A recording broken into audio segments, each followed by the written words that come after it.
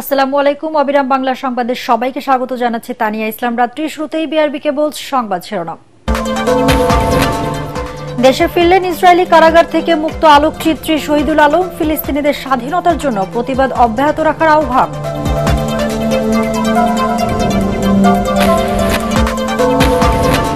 ফেব্রুয়ারির প্রথমার্ধে নির্বাচন আয়োজনে সরকার প্রতিশ্রুতিবদ্ধ। এবার ইতিহাসের সেরা ভোট হবে, ময়মনসিংহে বললেন প্রধান উপদেষ্টা প্রেস সচিব। অন্তর্বর্তী সরকারের উপদেষ্টারা বিদেশি নাগরিক, অপকর্ম বা দুর্নীতি করলে সেফ এক্সিট হবে না, হুঁশিয়ারি বিএনপি নেত্রী রুমিন ফারহানার।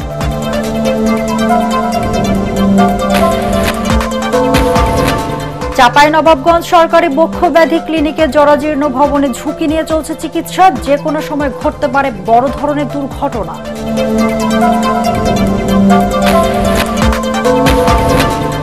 এবং গাজায় যুদ্ধবিরতি শুরুর পর বিধ্বস্ত ঘরবাড়িতে ফিরছেন বাস্তুচ্যুত ফিলিস্তিনিরা। খাদ্য সংকট ও আহতদের চিকিৎসা নিয়ে শঙ্কা। শুনছিলেন বিআরবি কেবল সংবাদ শিরোনাম, এবার বিস্তারিত। দেশে ফিরলেন ইসরায়েলের কারাগার থেকে মুক্তি পাওয়া আলোকচিত্রী শহীদুল আলম। টার্কিশ এয়ারলাইন্সের একটি ফ্লাইটে ভোর 5টার দিকে হযরত শাহজালাল আন্তর্জাতিক বিমানবন্দরে অবতরণ করেন তিনি। দেশে ফিরতে পেরে ধন্যবাদ জানান তুরস্ক ও বাংলাদেশের সরকার প্রধানকে। তিনি জানান, ফিলিস্তিনিদের জন্য নিয়ে যাওয়া ত্রাণ ইসরায়েলের সৈন্যরা নিয়েছে। বাংলাদেশের পাসপোর্ট দেখে ছুঁড়ে ফেলেছে তারা। এর প্রতিবাদ জানান শহীদুল। তিনি জানান, ফিলিস্তিনিদের স্বাধীনতার জন্য বিশ্বজুড়ে প্রতিবাদ অব্যাহত রাখা উচিত।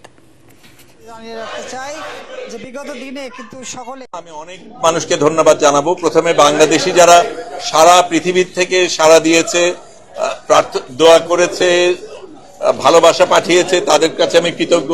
ইস্তানবুলে আমাকে গ্রহণ করেছেন, একদম আমার সাথে কোনো যোগাযোগ করার কিছু ছিল না, সেগুলির ব্যবস্থা করে দিয়েছেন, সেগুলির জন্য ধন্যবাদ। কিন্তু আবারও আমি বলবো যে আমাদের আসল সংগ্রাম বাকি আছে।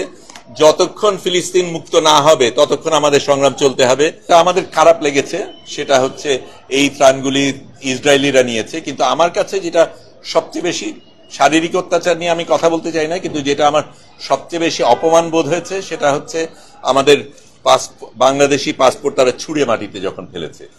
এইটা আমাকে ভীষণভাবে আক্রান্ত করেছে এবং এই অপমান বোধের এটার জন্য আমাদের বিচার আদায় করে নিতে হবে এবং কোন দেশ আমাদের সাথে এইভাবে আচরণ করে পার পেয়ে যাবে সেটা যাতে না হয় আমাদের। ফেব্রুয়ারির প্রথমার্ধে নির্বাচন আয়োজনে সরকার প্রতিশ্রুতিবদ্ধ জানিয়ে প্রধান উপদেষ্টা প্রেস সচিব শফিকুল আলম বলেছেন, ভোট নিয়ে কোনো সংশয় নেই, সব বাধা দূর হয়ে গেছে। গতকাল ময়মনসিংহ প্রেস ক্লাবে সাংবাদিকদের সাথে মতবিনিময় সভায় তিনি এসব কথা বলেন। এ সময় প্রেস সচিব বলেন, বিগত 16 বছর যে ফেক ইলেকশন হয়েছে সেই জায়গা থেকে সরে এসেছে অন্তর্বর্তী সরকার। এবার ইতিহাসের অন্যতম সেরা নির্বাচন হবে বলেও আশাবাদ জানান শফিকুল আলম। ইলেকশনের বিষয়ে আমাদের গভর্নমেন্ট কমিটেড। ফেব্রুয়ারির প্রথমার্ধে ইলেকশন হবে, এ বিষয়ে যত ধরনের সংশয় ছিল সব ধুয়ে মুছে চলে গেছে। এখন জাতি ইলেকশনের জন্য প্রস্তুত। আপনারা দেখেছেন পলিটিক্যাল পার্টিগুলো জুলাই চার্টার নিয়েও অনেকে অনেক কথা বলেছেন। দেখেন, জুলাই চার্টার নিয়েও এখন সবাই ঐক্যমতে এসছেন। 15 তারিখে তো একটা ঘোষণাও এসছে যে এটা সই হবে। সই হওয়ার পরে আমার মনে হয় যে বাংলাদেশের সমস্ত পলিটিক্যাল পার্টি তারা ইলেকশনের জন্য প্রস্তুতি নেবেন, একদম ভালোভাবে প্রস্তুতি নেবেন। অন্তর্বর্তী সরকারের উপদেষ্টারা বিদেশি নাগরিক দাবি করে বিএনপির সহ আন্তর্জাতিক বিষয়ক সম্পাদক ব্যারিস্টার রুমিন ফারহানা বলেছেন, দেশে গন্ডগোল লাগলে তারা বিদেশে চলে যাবে। উপদেষ্টাদের উদ্দেশ্যে তিনি বলেন, এমন কোনো অপকর্ম বা দুর্নীতি করবেন না যার কারণে আপনাদের সেফ এক্সিটের প্রয়োজন হতে পারে। বিএনপির ভারপ্রাপ্ত চেয়ারম্যান তারেক রহমানের 31 দফা বাস্তবায়নের লক্ষ্যে ব্রাহ্মণবাড়িয়ার আশুগঞ্জে আয়োজিত জনসভায় রুমিন ফারহানা এসব কথা বলেন। এ সময় উপজেলা ও ইউনিয়ন বিএনপির নেতারা উপস্থিত ছিলেন।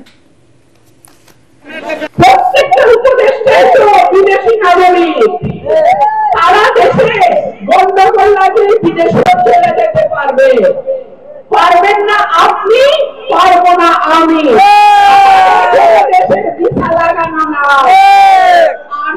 সরকারকে অনুরোধ করি, এমন কোন কাজ করবেন না, এমন কোন অপকর্মে জড়াবেন না, এমন কোন দুর্নীতি করবেন না, এমন কোন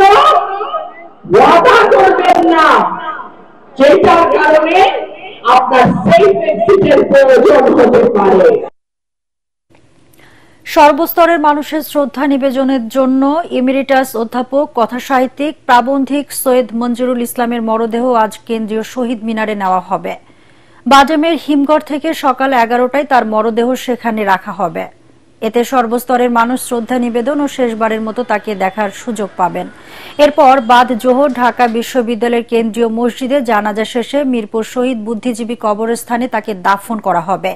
এর আগে শুক্রবার বিকালে রাজধানীর ল্যাবেইড হাসপাতালে চিকিৎসাধীন অবস্থায় শেষ নিঃশ্বাস ত্যাগ করেন ঢাকা বিশ্ববিদ্যালয়ের ইংরেজি বিভাগের অধ্যাপক সৈয়দ মঞ্জুরুল ইসলাম। তার মতো একজন সজীব মানুষ, যিনি সবসময় কর্মচঞ্চল, তৎপর, এবং তার মতো একজন জনপ্রিয় শিক্ষক খুব কমই আছেন। এবং লেখালেখির দিকে যখনই জাতীয় জীবনে যে কোনো সংকট হয়েছে, তিনি নির্ভয়ে সত্য কথাটা উচ্চারণ করেছেন। চাঁপাইনবাবগঞ্জ জেলার একমাত্র সরকারি বক্ষব্যাধি ক্লিনিকের জরাজীর্ণ ভবনে ঝুঁকি নিয়ে চলছে চিকিৎসা কার্যক্রম। ছাদের পলেস্তারা খসে পড়ছে, বেরিয়ে গেছে রড। যে কোনো সময় ঘটতে পারে বড় ধরনের দুর্ঘটনা। জরাজীর্ণ ভবনটি সংস্কারের সুযোগ নেই জানিয়ে প্রকৌশলীরা বলছেন, নতুন ভবন নির্মাণ করে স্থানান্তর করতে হবে চিকিৎসা কার্যক্রম। চাঁপাইনবাবগঞ্জ প্রতিনিধি নাসিম মাহমুদের রিপোর্ট, জানাচ্ছেন মিজান শাহজাহান। চাঁপাইনবাবগঞ্জ সদরে 60-এর দশকে নির্মিত এই বক্ষব্যাধি হাসপাতালে ঝুঁকি নিয়ে কাজ করছেন স্টাফরা। কয়েক দফায় সংস্কার করা হলেও বর্তমানে এটি ব্যবহার অনুপযোগী হয়ে পড়েছে। প্রায় সবকটি কক্ষে দেখা দিয়েছে ফাটল। বৃষ্টি হলে চরম ভোগান্তিতে পড়তে হয় ডাক্তার, নার্স, রোগী ও স্বজনদের। জায়গা জায়গা ভেঙে আছে, কখন ভেঙে পড়ে যাবে সবাই আতঙ্কিত হয়ে থাকে। অনেক পেশেন্ট এখানে চিকিৎসা নিতে আসে, এসে যেহেতু তারা এখানে অবস্থান করে, বিল্ডিংটা কখন ভেঙে পড়ে ধসে পড়ে এটার কোনো নিশ্চয়তা নাই। প্রতিদিন গড়ে 40 থেকে 50 জন রোগীর সেবা নেন এখানে। বর্তমানে 2 জন ডাক্তার সহ মোট 12 জন স্টাফ কাজ করছেন। এমন পরিস্থিতিতে জীবনের নিরাপত্তা নিয়ে শঙ্কিত তারা। তারপর পড়ছে, কখন বাইরে পড়ছে, আমরা ভয়ে আতঙ্ক হয়ে আছি। তো এই বিল্ডিং এ আমাদের থাকা নিরাপদ নয়। নতুন হোক বা সংস্কার হোক, যে কোনো একটা হইলে আমাদের জন্য আসলে নিরাপদ হয়। স্বাস্থ্য প্রকৌশল অধিদপ্তর জানিয়েছে, ভবনটি মেরামত করে আর ব্যবহার উপযোগী করা সম্ভব নয়। কয়েক মাস কিন্তু এটা একটু বেশি খারাপ অবস্থা পড়ে গেছে। এর আগে আমরা কিন্তু একটা গ্যাপে সার্টিন গ্যাপে কিন্তু এটা রিপেয়ারিং কাজ করেছি। তখন রিপেয়ারিং কাজ করে মোটামুটি ইউজেবল একটা অবস্থায় ছিল আর কি। রিসেন্টলি এটা একটু বেশি খারাপ অবস্থায় পড়ে গেছে। জেলার সিভিল সার্জন জানিয়েছেন, 2022 সালে নতুন ভবন নির্মাণের জন্য প্রস্তাবনা পাঠানো হয়েছিল, কিন্তু অগ্রগতি না হয় নতুন করে আবার উদ্যোগ নেওয়া হচ্ছে। এটা নতুন ভবন নির্মাণ যেন হয়, যেন সেই প্রক্রিয়া চলমান আছে। আশা করে যে দ্রুতই এর একটা সমাধানে পৌঁছানো যাবে। বড় ধরনের দুর্ঘটনা এড়াতে দ্রুত নতুন ভবন নির্মাণের দাবি স্থানীয়দের। Bureau report, ATN Bangla. গাজায় যুদ্ধবিরতি শুরুর পর বিধ্বস্ত ঘরবাড়িতে ফিরছেন বাস্তুচ্যুত ফিলিস্তিনিরা। তবে খাদ্য সংকট ও আহতদের চিকিৎসা নিয়ে শঙ্কাও রয়েছে। দীর্ঘ বৈঠক শেষে গতকাল চুক্তিটির অনুমোদন দেয় ইসরায়েলের মন্ত্রিসভা। এরপর থেকেই গাজায় আনুষ্ঠানিকভাবে যুদ্ধবিরতি কার্যকর হয়েছে। আরও জানাচ্ছেন নিয়াজ জামান সজীব। এ যেন মুক্ত বাতাসে নিঃশ্বাস নেয়ার যাত্রা। নিজের আবাসভূমিতে ফিরে আসার আনন্দে দীর্ঘ পথ পায়ে হেঁটেও ক্লান্তি নেই ফিলিস্তিনিদের। শেষ সম্বলটুকু নিয়ে ঘরে ফিরছেন তারা। গাজায় ফিরে গিয়ে কি খাবেন বা কোথায় থাকবেন তার ঠিক নেই, তবুও যেন এক স্বর্গীয় আনন্দ। শুক্রবার সকাল থেকে জন্মভূমিতে ফেরার প্রস্তুতি নিয়েছিলেন ফিলিস্তিনিরা। গতকাল দুপুর থেকে গাজায় যুদ্ধবিরতি আনুষ্ঠানিকভাবে শুরু হলে বাড়ির পথ ধরেন তারা। بيتنا اتدمر من سنتين يعني. مبسوط اللي بدي ارجع على داري. ان شاء الله الدول العربيه تطلع لنا وترجع تعمر غزه. হাজারো আহত ফিলিস্তিনি এখনো চিকিৎসা নিচ্ছেন। প্রয়োজনের তুলনায় অপ্রতুল সরঞ্জাম দিয়ে চলছে স্বাভাবিক জীবনে ফেরার আপ্রাণ চেষ্টা। খাদ্য সংকটে ভুগছে লাখো মানুষ। ফিলিস্তিনের গাজায় টানা 2 বছর ধরে চলে ইসরায়েলের নৃশংসতা। যুদ্ধবিরতি হওয়ায় মার্কিন প্রেসিডেন্ট ডোনাল্ড ট্রাম্পকে ধন্যবাদ জানিয়েছে Hamas. We hope that President Trump continue to interfere personally and to exercise the maximum pressure. চুক্তি অনুযায়ী উপত্যকাটির নির্দিষ্ট এলাকা পর্যন্ত সেনা সরিয়ে নিচ্ছে ইসরায়েলি বাহিনী। সোমবার দুপুর নাগাদ গাজায় এখনো বন্দী থাকা জীবিত সব জিম্মি ইসরায়েলিকে ফিরিয়ে দেবে হামাস। এরপর ইসরায়েলের বিভিন্ন কারাগারে বন্দী প্রায় 2000 ফিলিস্তিনিকে ফিরিয়ে দেয়া হবে। নিয়াজ জামান সজীব, এটিএন বাংলা। এবারে সন্ধানী লাইফ ইন্স্যুরেন্স আন্তর্জাতিক সংবাদ।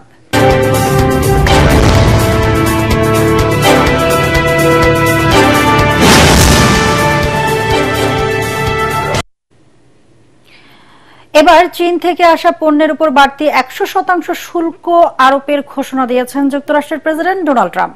আগামী মাস থেকে এই বাড়তি শুল্ক কার্যকর হবে। সামাজিক যোগাযোগ মাধ্যম ট্রুথে এই ঘোষণা দেন তিনি। সফটওয়্যার রপ্তানির উপর যুক্তরাষ্ট্র নিয়ন্ত্রণ আরোপ করবে বলেও জানান ট্রাম্প। আরেকটি পোস্টে তিনি বলেন, চীন তাদের বিরল জ্বালানি রপ্তানিতে কড়াকড়ি আরোপ করে বিশ্বকে জিম্মি করার চেষ্টা করছে। চীনের প্রেসিডেন্ট শি জিনপিং এর সঙ্গে বৈঠক বাতিলের হুমকি দিলেও পরে সেই অবস্থান থেকে সরে আসেন মার্কিন প্রেসিডেন্ট। এবারে খেলার খবর।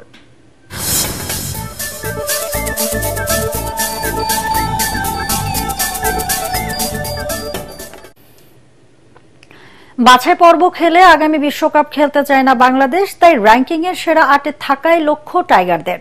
আবুধাবিতে সিরিজে সমতায় ফেরার মিশন নিয়ে আফগানিস্তানের বিপক্ষে দ্বিতীয় ওয়ানডেতে মুখোমুখি হওয়ার আগে এমন লক্ষ্যের কথাই জানালেন পেসার তামজিদ হাসান সাকিব।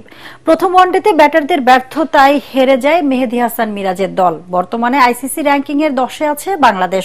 সরাসরি বিশ্বকাপ খেলতে হলে সেরা 8-এ থাকতে হবে হৃদয় মুস্তাফিজদের। তাই পরবর্তী 2 ম্যাচ জেতা গুরুত্বপূর্ণ লাল সবুজ দলের প্রতিনিধিদের। খেলাটি শুরু হবে বাংলাদেশ সময় সন্ধ্যা 6টায়। আমরা তো ওডিআই আমাদের সবারই ফেভারিট একটা ফরম্যাট বাংলাদেশের। সো এই জায়গাতে 10 নম্বর থাকাটা আসলে এটা মোটেও অ্যাকসেপ্টেবল না। আমাদের মনে হয় আমরা আরও উপরের দিকে থাকাটা আমাদের জন্য এটা মানায় আসলে আমাদেরকে। সো আসলে যেটা হয়ে গেছে, এখন কিভাবে নেক্সট ম্যাচগুলো জেতা যায় এটাতে আমাদের টার্গেট, এবং 2027 ওয়ার্ল্ড কাপ কীভাবে আমরা ডাইরেক্ট খেলতে পারি। কোয়ালিফাই খেলাটা আসলে এটা আমাদের মানায় না বাংলাদেশ ক্রিকেট টিমে। সো আমরা কীভাবে ডাইরেক্ট খেলতে পারি ওইটা আমাদের মাথায় থাকা উচিত। সংবাদ শেষ করব মরুভূমির বুকে জেগে ওঠা ফুলের খবর দিয়ে। বিশ্বের সবচেয়ে শুষ্ক মরুভূমি চিলির আতাকামা ভরে ফুটেছে ফুলে। রঙিন ফুলের গালিচার বিরল ঘটনা জন্ম দিয়েছে ক্ষণিকের রূপকথার। আরো জানাচ্ছেন ফারহিন ইসলাম টুম্পা।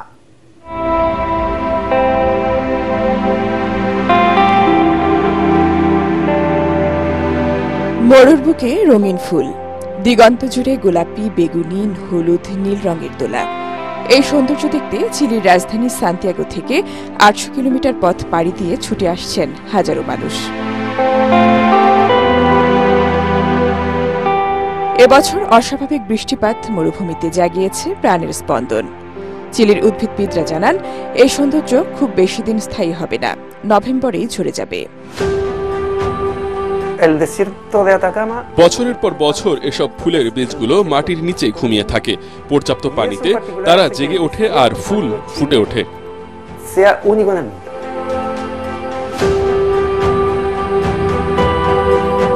গবেষকরা বলছেন, পৃথিবীর আর কোনো মরুভূমি এমন ফুলে ফুলে ভরে ওঠে না। তাই ডেজার্ট ব্লুম ন্যাশনাল পার্কের এই রূপ ক্ষণিকের হলেও মন ছুঁয়ে যায় প্রকৃতি প্রেমীদের। ফারহিন ইসলাম টুম্পা, এটিএন বাংলা। শেষ করার আগে বিআরবি কেবল সংবাদ শিরোনাম আরেকবার। দেশে ফিরলেন ইসরায়েলি কারাগার থেকে মুক্ত আলোকচিত্রী শহীদুল আলম। ফিলিস্তিনিদের স্বাধীনতার জন্য প্রতিবাদ অব্যাহত রাখার আহ্বান।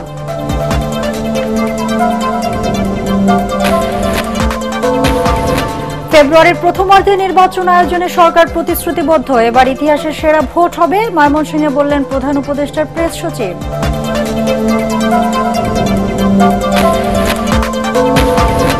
অন্তর্বর্তী সরকারের উপদেষ্টারা বিদেশি নাগরিক, অপকর্ম বা দুর্নীতি করলে সেফ এক্সিট হবে না, হুঁশিয়ারি বিএনপি নেত্রী রুমিন ফারহানার।